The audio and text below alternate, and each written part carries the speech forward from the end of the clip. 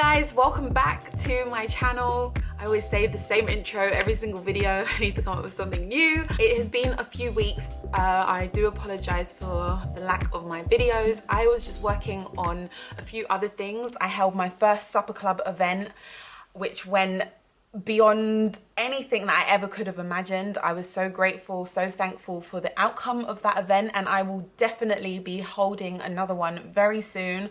So if you are in London and you would like to come along and eat my food and just have a really beautiful evening, then look out for that. I will mention it in a video when I have the dates, when I have everything sorted. So I have a little question for you guys. I was wondering if you could help me, if you could share some food video suggestions. Just let me know the kind of thing that you want to see. Be as specific as you can, because it will help me know what you guys want to see more of. Let's get into the first meal number one. Let's go. So the first idea is a red lentil bolognese, and I promise it tastes as good as it looks. So in a saucepan, you are going to heat some coconut oil, and then you are going to add some finely chopped onions, followed by some finely sliced garlic, and then you're just going to give it all a mix. You want to kind of cook it on a low heat just to soften the garlic and onions. Then you're going to go ahead and add your herbs.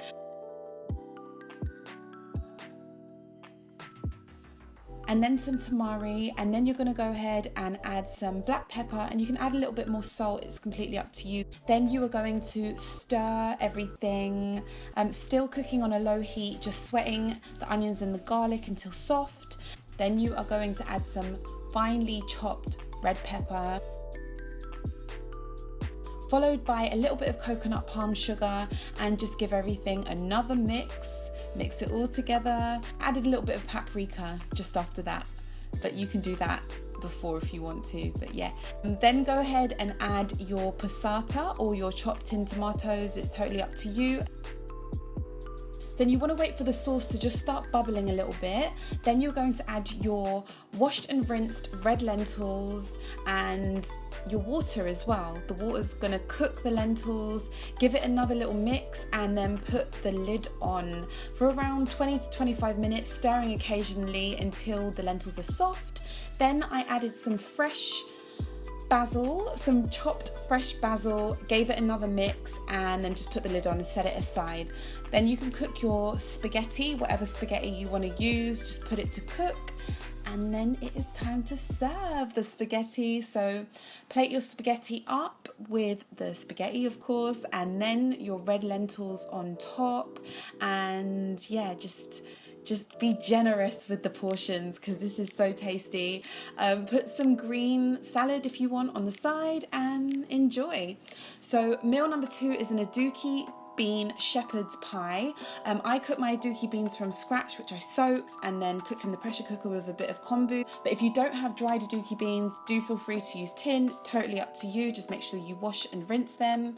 So to begin with, you are going to take your sweet potato and peel and chop them into kind of medium-sized pieces, and then you are going to place them in a steamer, or alternatively you can boil them. You just want to soften them for the topping of the shepherd's pie. So once the sweet potato is soft, maybe after around 20 minutes of steaming, you're going to transfer the soft sweet potato to a bowl, and then add a little bit of coconut oil, add some salt and some pepper. For an extra touch, for some more flavor, I added some garlic powder, and trust me, it works really, really well. Then you are going to mash the sweet potato up.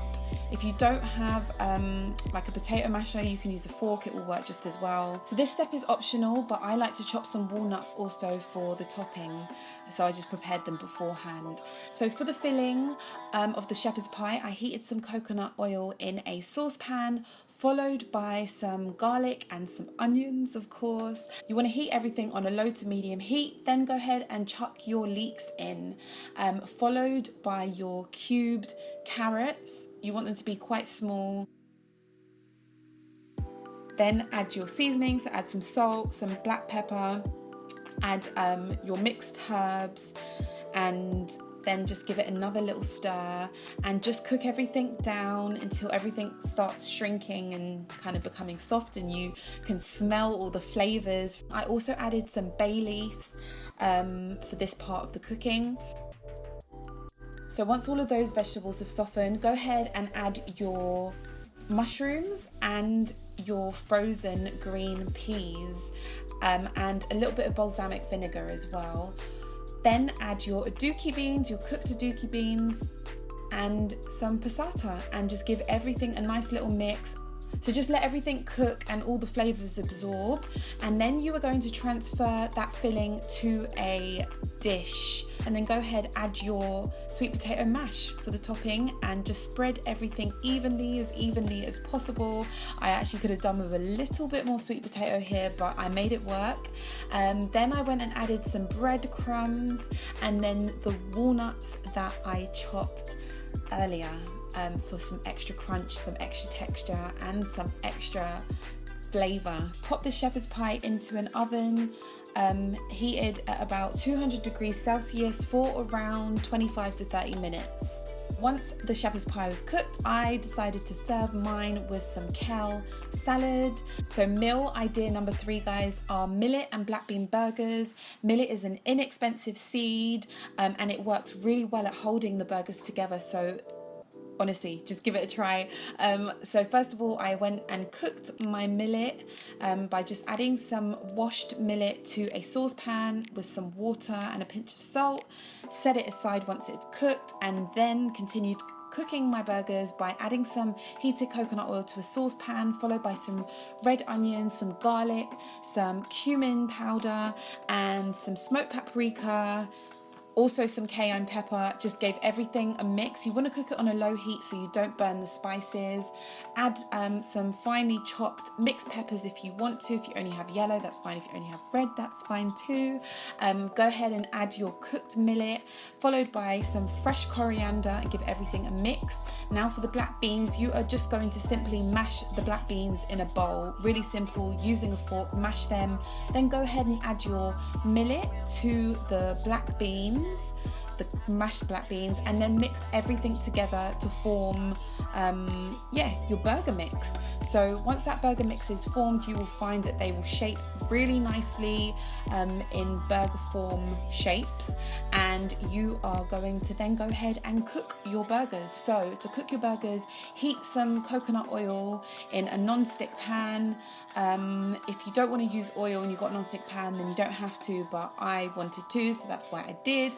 And then cook your burgers until golden on each side, flipping, making sure you don't burn the sides. And then I went ahead and served my burgers with some sweet potato fries and some spinach, raw spinach with a wild garlic pesto. Wild garlic is in season at the moment and it works so well with these burgers.